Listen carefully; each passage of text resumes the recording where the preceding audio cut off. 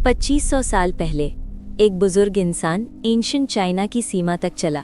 बूढ़ा था, जा रहा था। उसने सिविलाइजेशन को देखा था खुद को बनाते हुए, रूल्स और रिचुअल्स और एम्बिशन और शोर से भरते हुए, और वो इससे थक गया था। बॉर्डर गार्ड ने उसे एक वाइज मैन के रूप में पहचाना और एक रिक्वेस्ट की, जाने से पहले जो जानते हो वो लिख दो। और वो बुजुर्ग बैठा और 81 छोटे चैप्टर्स लिखे, 5000 शब्द। पूरी चीज़ 1 घंटे में पढ़ी जा सकती है। और उन 5000 शब्दों में उसने कुछ डिस्क्राइब करने की कोशिश की जिसके बारे में उसने खुद माना कि डिस्क्राइब नहीं हो सकता। उसने इसे कहा ताओ, द वे, रास्ता। और जो उसने लिखा कभी सच होना बंद नहीं हुआ। ताओ ते चिंग की बिल्कुल पहली लाइन फिलॉसफी की हिस्ट्री की सबसे एक्स्ट्राऑर्डिनरी ओपनिंग सेंटेंस है। ये कहती है, जिस ताओ को बताया जा सके वो इटर्नल ताओ नहीं है, जिस नाम को नाम दिया जा सके वो इटर्नल नाम नहीं है।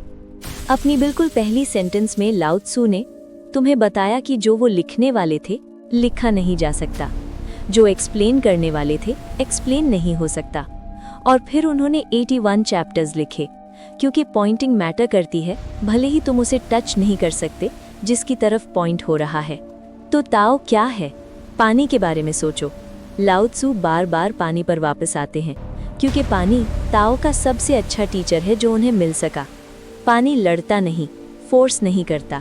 जब सब कुछ उसे नीचे खींचता है तो ऊपर जाने पर इंसिस्ट नहीं करता। पानी बस सबसे नीची जगह ढूंढता है, वो जगह जिसे बाकी सब इग्नोर करते हैं, जो कमज़ोर लगती है। और टाइम के साथ पानी चट्टानों में घाटियाँ उकेरता है, फोर्स से नहीं, परसिस्टेंस से, झुककर, वही बनकर जो है, बिना माफ़ी के, बिना एफर्ट के, बिना रेजिस्टेंस के। ताओ पानी जैसा है, ये खुद को अनाउंस नहीं करता, कंपीट नहीं करता, बस है। और जो कुछ एग्जिस्ट करता है उससे फ्लो करता है।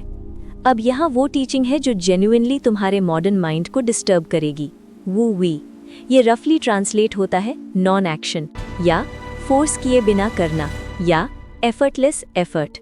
और तुम्हारा पहला रिएक्शन शायद है, ये तो हार जाने जैसा लगता है, कुछ ना करने जैसा। लेकिन लाओ त्सू का ये मतलब नहीं था। अपनी जिंदगी के सबसे अच्छे मोमेंट्स के बारे में सोचो। वो मोमेंट्स जब कुछ फ्लो हुआ, जब कॉन्वर्सेशन बस काम किया, जब क्रिएटिव आइडिया बिना चेज किए आया, जब तुम किसी को इम्प्रेस करने की कोशिश नहीं कर रहे थे और समहाउ वो मोमेंट था जब सबसे ज्यादा इम्प्रेस किया, जब आउटकम छोड़ दिया और आउटकम आ गया। वू वी पैसिविटी नहीं है, वू वी है वो आर्ट जो फोर्स नहीं करती, जो फोर्स नहीं हो सकता, जो नहीं लड़ती, जिससे लड़ा नहीं जा सकता, जो ट्रस्ट करती है कि नदी जानती है कहाँ जाना है, तुम्हारे उसे पुश करने की ज़रूरत के बिना। और यहाँ पैराडॉक्स की वो टीचिंग है जिस पर ताओ ते चिंग बिल्ट है। मुलायम कठोर को जीतता है, झुकने वाला ताकतवर को जीतता है, खाली भरे से ज़्यादा यूज़फुल होता है। एक पहिए के बारे में सोचो, स्पोक्स ज़रूरी हैं, लेकिन बीच में खाली जगह जो इसे पहिया बनाती है। एक कमरे के बारे में सोचो, दीवारें ज़रूरी हैं, लेकिन अंदर खाली जगह जो इसे कमरा बनाती है।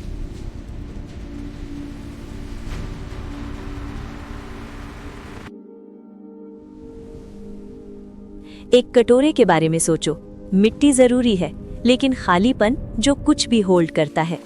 लाओ त्सू कहते हैं, हम उससे काम करते हैं जो वहाँ है, लेकिन हम उसका यूज़ करते हैं जो वहाँ नहीं है। और ये शायद ह्यूमन थॉट की हिस्ट्री का सबसे रैडिकल आइडिया है कि किसी चीज़ की यूज़फुलनेस उसके खालीपन से आती है, कि तुम्हारी सबसे बड़ी ताकत रह सकती है उसमें जो तुमने छोड़ दिया। और यहाँ ताओ ते चिंग पर्सनल हो जाती है।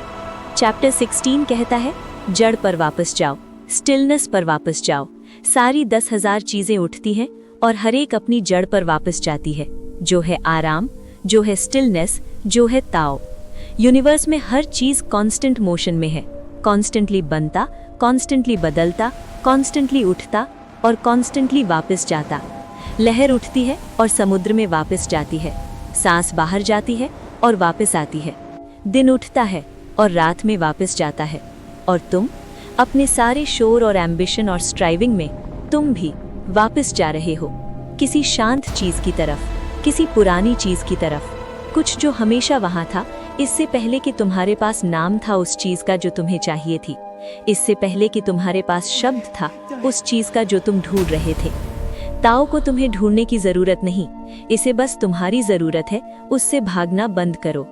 5000 शब्द एक बूढ़े इंसान ने लिखे एक सीमा पर, जो याद नहीं किया जाना चाहता था, और 2500 साल बाद हम अभी भी इसे पढ़ रहे हैं, अभी भी इस पर वापस आ रहे हैं, अभी भी इसमें ढूंढ रहे हैं कुछ जो एक्सप्लेन करता है जो हमारे आसपास का कोई शोर नहीं कर सका।